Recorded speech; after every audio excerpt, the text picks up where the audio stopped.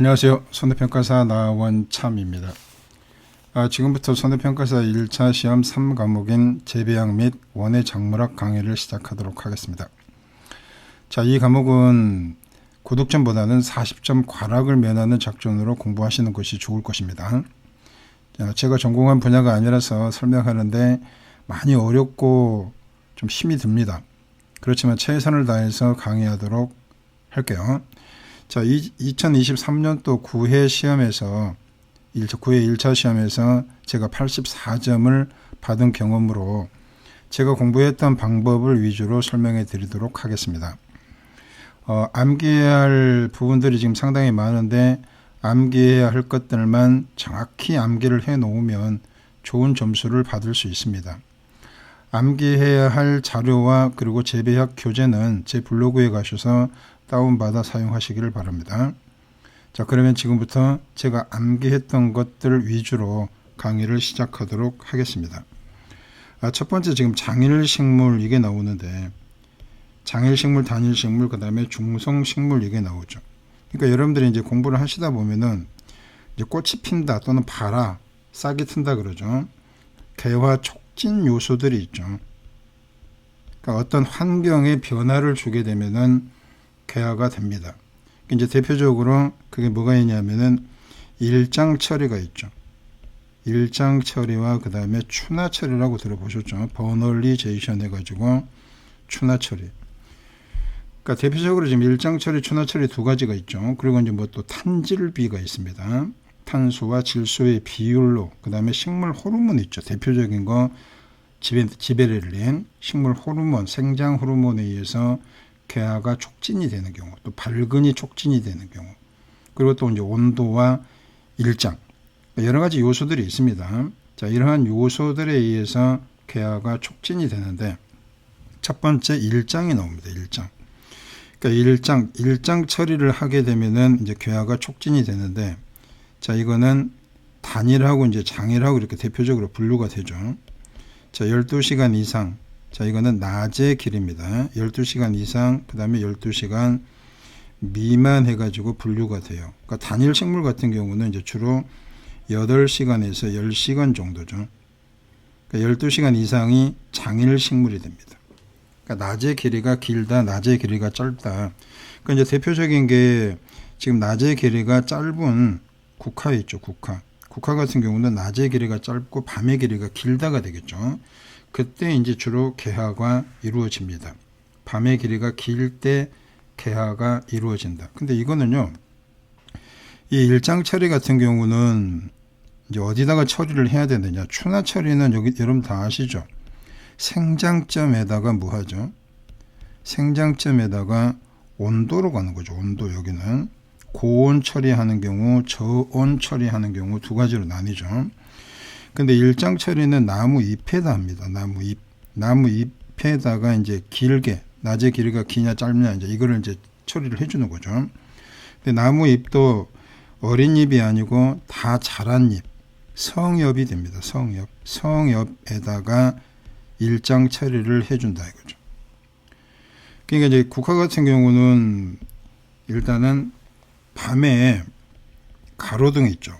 가로등하고 또는 전등을 밤에 이제 켜놓게 되면은 이 국화가 밤을 낮으로 착각을 하게 되죠.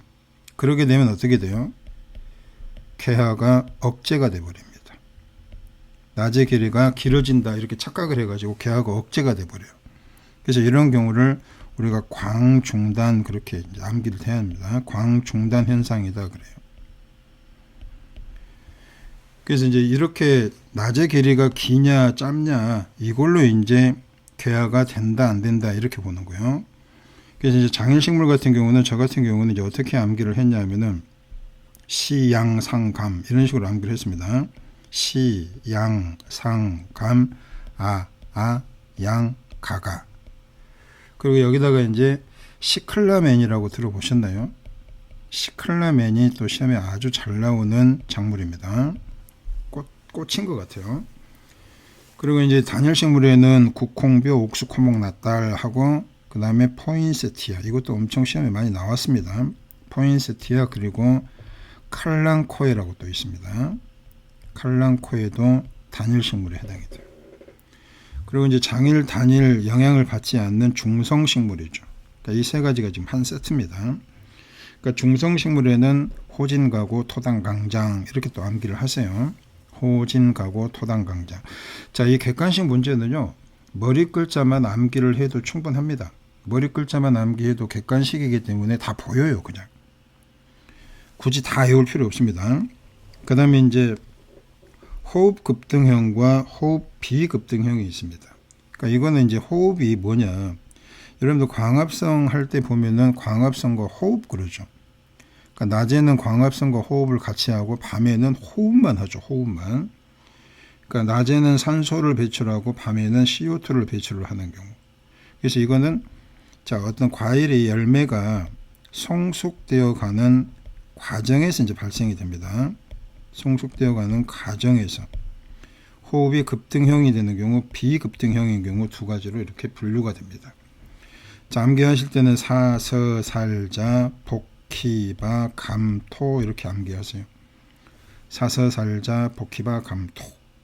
그 다음에 호흡 비급등형은 동포, 불가, 오호, 딸고. 동포, 불가, 오호, 딸고. 저는 이렇게 암기했어요. 뭐 암기를 뭐 더 문장을 만들어 갖고 하셔도 되겠지만은 뭐 편할 대로 지금 암기를 하시는 게 좋을 것입니다. 그 다음에 이제 이 혼행성, 호언성 이것도 시험에 엄청 잘 나온단 말이에요. 혼행성은 9회 시험에서 출제가 됐습니다. 9회 시험에서 출제가 됐어요. 그러니까 이게 이제 9회 시험에서 혼행성에 관한 혼행성과 호언성, 혼행성 하나, 그 다음에 호언성 하나 이런 식으로 지금 두 개나 나왔어요. 그러니까 저온 장애가 발생이 되는 품목. 그러니까 이제 호온성은 뭐예요? 이제 가지하고 토마토 같은 경우는 호온성인데 호온성은 저온 장애가 발생이 된단 말이에요. 그러니까 이게 9회 시험에 출제가 됐던 것들이다 이거죠. 그리고 이제 생육 적원이 온도가 높은 경우냐 낮은 경우냐 이제 이걸로 이제 호온성이다 호냉성이다 이렇게 해요. 자, 과일에는 배사자, 그 다음에 엽근 채소는 이제 분류가 어떻게 되죠? 이제 이파리죠. 엽 채소가 있고, 그 다음에 뿌리 채소가 있죠. 그러니까 뿌리 채소 같은 경우는 대표적인 게 무, 그 다음에 당근, 양파.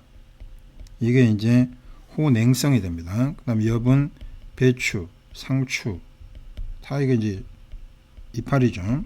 그 다음에 시금치, 양배추 등. 그리고 이제 호온성은 이제 온도가 좀 높은 거, 좀 따스한 거를 좋아하는 과일들, 감, 참, 살, 봉, 무, 그리고 이제 가지 열매 채소가 있는데 그 가지 열매 채소는 뭐 토마토, 고추, 가지, 오이, 뭐 수박, 참외 이런 것들이 이제 가지 열매가 되는 거죠. 딸기도 그렇고. 그러니까 나중에 보면요, 이 호온성은 온도가 좀 높은 거를 좋아하기 때문에 어떻게 돼요? 광합성에서 먼저 광포화점, 광보상점 이런 게 나오죠. 그게 좀 높겠죠. 혼행성은 좀 낮겠죠. 아무래도. 그러니까 이런 식으로 이제 그 광보상점이 높은 품목은 다음 중 가장 높은 품목은 누구냐? 호온성이 높고 호냉성이 낮다. 이런 식으로 암기를 하시면 될 거예요. 그리고 이제 빛을 좋아하는 품목이죠. 호강. 빛을 좋아하는 품목. 그 다음에 빛을 싫어하는 것. 그러니까 이게 이제 호광성, 혐광성이 나오고 이제 또 광발화, 안발화가 나오는데 광발화는 빛이 많을 때 발화를 하는 겁니다. 안발화는 빛이 없을 때 발화를 하는 경우죠. 그러니까 땅 속에다가 이제 파종을 했을 때 깊이 파종하는 게 안발화겠죠. 얇게 파종하는 게 광발화겠죠. 그러니까 가지 같은 경우는 지금 안발화란 말이에요. 안발화. 그러니까 빛을 좋아하지 않는 거죠. 그러니까 깊게 묻어야 되죠.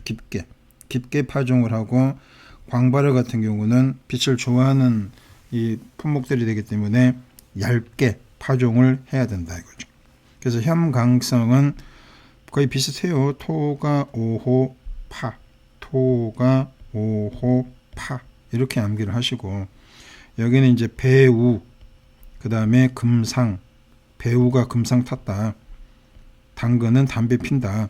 뭐 이런 식으로 암기를 하시면 될 거예요. 아마. 그 다음에 이제 그 광바라 같은 경우에요. 지금 이제 뭐 그 우리가 그 파종을 할 때 그 땅 속에다가 이렇게 묻잖아요. 땅 속에다가 묻을 때 그 종자 있죠. 씨앗. 종자 크기의 3배 두께로 뭐 한다?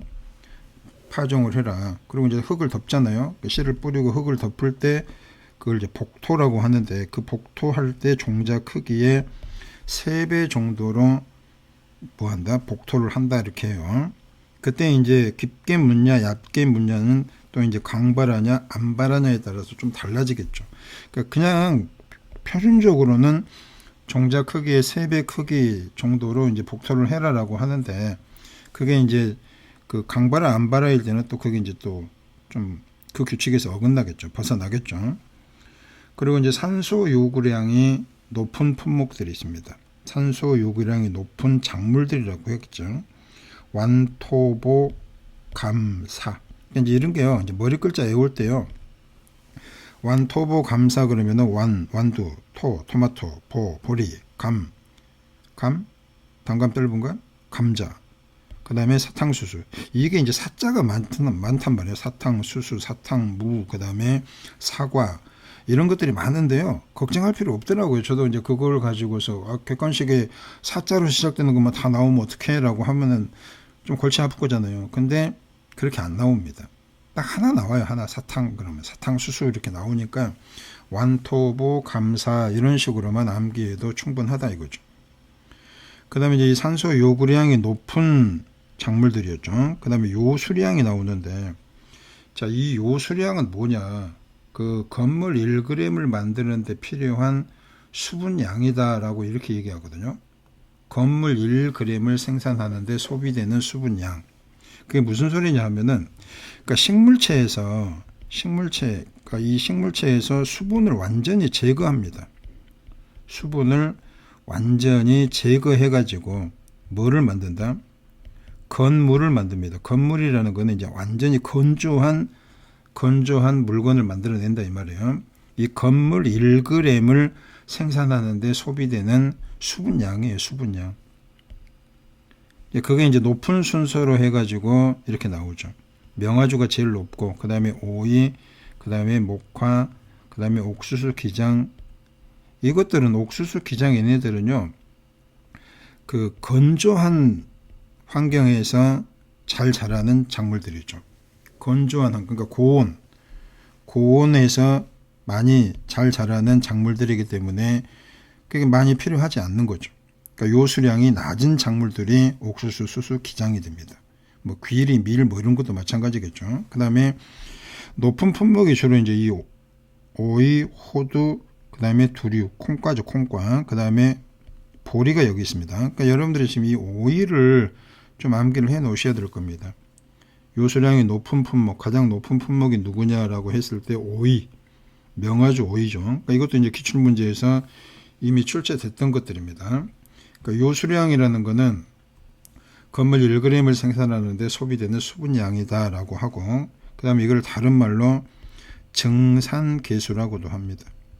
증산계수. 자, 그리고 이제 냉해에 강한 작물 있죠. 냉해에 강한 작물, 그 다음에 건조에 강한 작물. 아까 건조에 강한 작물은 요수량이 높은 품목들이죠. 옥수수 뭐 이런 것들, 호밀, 밀, 수수, 기호, 밀수, 알조 이런 식으로 암기를 했습니다. 그 다음에 이제 냉해에 강한 작물은 뭐가 있느냐? 냉해에 강한 작물은 자, 사, 배, 포, 복, 감. 사배포복감 이런 식으로 또 암기를 해 놓으세요. 그러니까 이거는 이제 추울 때 그게 이제 강한 작물들이다 이 소리죠. 그리고 이제 재배 방식에서 이제 연작이라는 거는 매년 이어서 계속 똑같은 작물을 재배하는 경우죠. 연작에 강한 작물이 있고 연작에 약한 작물이 있습니다. 그러니까 여러분들이 이제 그 작물하는 방법 보면요, 연작. 그러니까 이제 벼 같은 경우는 논에다가 매년 연속해서 이제 그 재배를 하는 거죠. 그래서 그걸 연작 그러고, 윤작이라는 게 있죠. 윤작. 한 해 건너서 다른 작물들을 교대로 이제 재배하는 방법. 그리고 혼작이 있죠. 혼작. 혼합해 가지고 심는 거.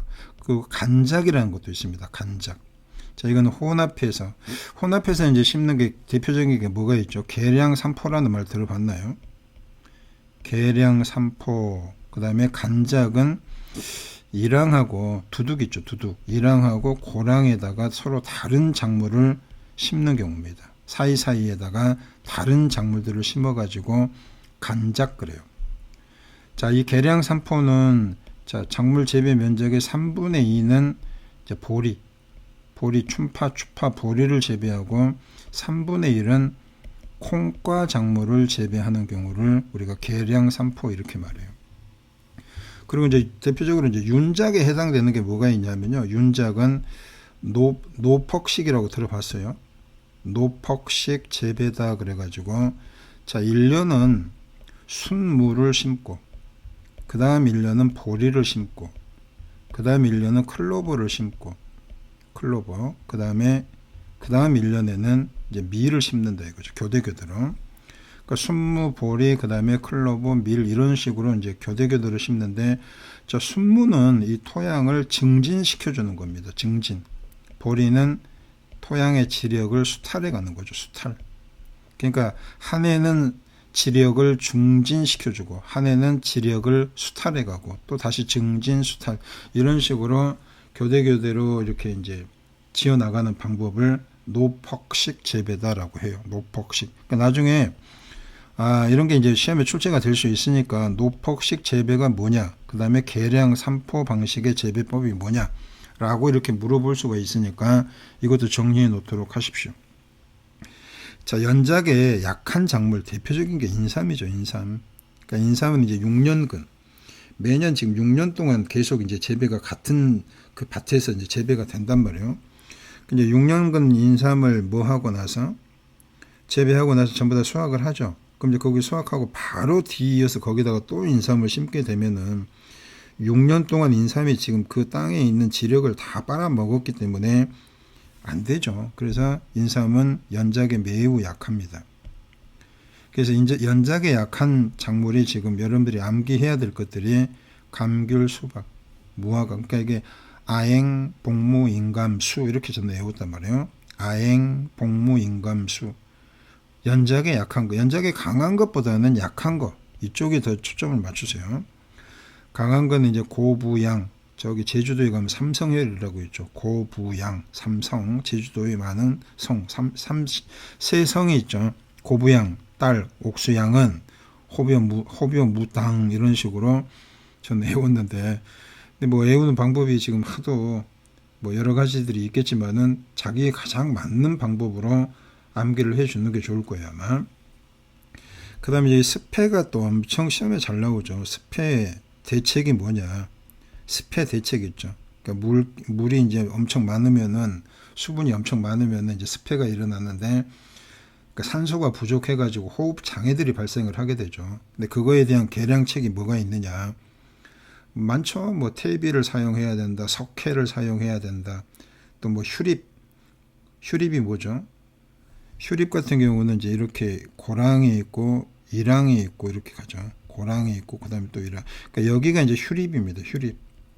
여기다가 재배를 하는 게 휴립 재배. 그러니까 습하니까 여기 이제 고랑에다 재배하는 게 이제 이랑 재배, 고랑 재배 이런 식으로 간단 말이에요. 휴립 휴파, 뭐 휴립 구파 뭐 이런 식으로 또 이제 나눠지죠. 그래서 이제 이 객토도 해야 되고 배수. 그러니까 이제 습해가 이제 심하게 되면 배수도 해야 되고, 그리고 이제 토양 계량제를 또 뭐 시용을 해야 되고, 여러 가지 이제 습해는 매년 시험에 나옵니다. 그래서 습해의 대책 있죠. 대책. 이거를 꼭 저 뒤에 가면 또 합니다. 습해 대책이 엄청 중요해요. 그래서 여기는 이제 토가 오미 양양벼. 저는 이렇게 외웠습니다. 토가 오미 양양벼. 습해에 강한 작물입니다. 그 다음에 이제 습해에 약한 작물은 자당파, 양멜 이렇게 외웠고요. 그리고 이제 광합성 특성에 의한 작물의 분류가 있죠. 자, 얘네들은 광합성의 특성. 그러니까 여기서 이제 이 C4 식물이 시험에 엄청 잘 나와요. 광합성 특성에 따른 식물의 분류가 있는데, 광합성이 뭔지는 아시죠? 자, 물하고 그 다음에 이산화탄소, 거기에 이제 뭐가? 빛, 세 가지가 이제 플러스가 돼가지고 산소와 포도당을 배출을 하죠. 그게 이제 광합성이 되는 거고, 그러니까 이제 낮에는 광합성과 호흡이 같이 교대로 이제 이루어지죠. 호흡은 이제 CO2를 배출하고, 그렇지만 이제 밤에는 뭐만 한다? 빛이 없으니까. 밤에는 이제 빛이 없으니까 호흡만 하게 되죠. 호흡. 그래서 이제 뭐 우리가 이제 광보상점이 뭐 높냐 낮냐, 광포화점이 높냐 낮냐, 뭐 CO2 보상점, CO2 포화점 뭐 이런 것들을 또 나중에 또 공부를 할 겁니다만. 그래서 이제 C3 식물 같은 경우는 벼, 밀, 콩, 그 다음에 귀리가 있고, C4 식물은 아까 건조한 상태에서 그 아까 요수량이 낮은 것들 있죠. 옥수수, 수수, 사탕수수, 기장. 그래서 저는 옥수사기 이렇게 외웠습니다. 옥수사기. 그러니까 여기는 이제 광보상점이요. 자, 이 C4 식물의 광보상점은 높냐 낮냐 이제 이런 것도 알고 있어야 됩니다. 광보상점이 낮습니다. 그리고 광포화점은 어떻게 될 것 같아요? 광포화점은 높습니다. 광포화점이 높다. 그러니까 이게 이제 광합성 효율이 높은 걸 말하는 거예요, 지금. 그러니까 광합성 양과 그 다음에 호흡량 이런 것들이 또 같으면 이제 우리가 보상점이라고 얘기하죠. 뭐하고 뭐가 같을 때? 광합성의 양과 그 다음에 호흡량이 같을 때 광보상점. 그때의 빛의 색입니다. 여기도 빛의 색이죠. 더 이상 광합성량이 증가하지 않는 경우에 빛의 세기를 광포화점이라고 얘기합니다. 그 다음에 이제 CAM 식물, 캠 식물이라고 그러는데 저는 선, 파, 솔 이렇게 갔습니다. 자, 여기는 이제 밤에만 기공을 열어가지고 CO2를 흡수합니다. 밤에만 기공, 호흡만 하니까 그래서 CO2를 흡수해가지고 뭐 한다? 수분을 이제 보존을 하는 거죠. 수분을 보존해가지고 이제 그 광합성에 의한 식물의 분류가 이와 같이 세 가지가 있다 이거죠. 그 다음에 이제 중요한 또 작물 하나 나오죠. 흡비작물. 자, 흡비작물이 뭐냐? 지금 이 토양에서 유실된 비료이죠. 비료 성분하고 또 그 밖에 좋지 않은 성분들이 있습니다. 토양에. 그 성분들을 흡수해 버립니다. 그러니까 비료 성분이 지금 오랫동안 그 땅 속에 있으면 어떻게 돼요? 이게 땅이 이제 산성화 돼 간다 그러죠. 근데 그거를 이제 이 흡비작물이 흡수를 해 가기 때문에 산성 토양을 예방시킬 수 있는 작물들이다 이렇게 나와요. 그러니까 엄청 중요해요. 옥수수 잘 나오네요. 옥수, 호밀, 그 다음에 스위트 클로버, 알팔파. 옥수, 호스, 알 하고 암기를 하세요. 그 다음에 이제 배젖. 이 배젖이라는 게 또 뭐죠? 발화에 필요한 영양분을 저장하고 있는 씨앗의 조직이죠. 배젖이 있는 품목, 그 다음에 배젖이 없는 품목 이렇게 또 나뉩니다. 자, 배젖이라는 거는 뭐라고요? 발화에 이제 싹이 트는 거죠. 싹이 트는데 필요한 영양분을 저장하고 있는 씨앗의 조직이다 이거죠. 그러니까 있는 거죠. 있는 거는 이제 옥수수, 벼, 보리가 되고. 여기는 지금 없으니까 그럼 어디다 보관하느냐? 떡잎이라고 있죠. 떡잎. 그러니까 떡잎이 영양분을 보유합니다.